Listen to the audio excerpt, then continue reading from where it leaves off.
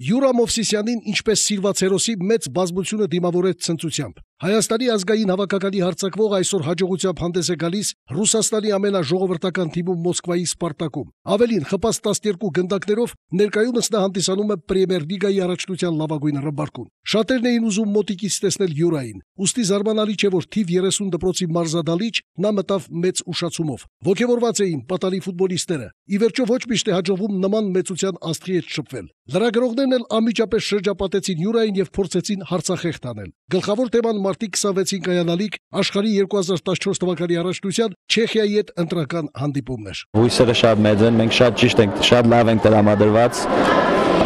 եւ ես ոնց ասեմ, ես շատ հույսով եւ ասենք սպասում եմ այդ խաղին, որ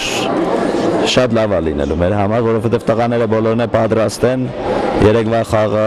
մեր համար ճիշտ է, մի քիչ դժվար ստացվեց, բայց չեխերի խաղին եւ չեխերի խաղին պատրաստ կլինենք։ Յուրա Մովսիսյանը նվերներ բաժանեց երեխաներին, սակայն շատ ավելի մեծ էր ոգևորությունը, երբ Յուրան որոշեց նրանց հետ ֆուտբոլ խաղալ։ Հայաստանի հավաքականի հարձակվողը գնդակի հետ վարվելու բացառիկ տեխնիկա դրսևորեց։ Քիչ է պատահում, երբ ճանաչված աստղը համաձայնվում է երեխաների հետ հաճույքի համար գնդակ գլորել։ Չուզենալով նեղացնել որևէ մեկին, այդուհանդերձ նա հիանալի գոլ խփեց, որը ցնծությամբ ընդունեցին Յուրայի թիմակիցները։ Չեխերը շատ ուժեղ թիմ են։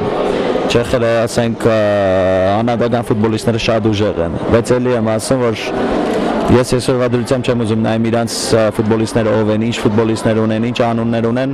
Իմ համար ամենակարևորը մենք ոնց ենք խաղալու, մեր ֆուտբոլիստները ով է խաղալու եւ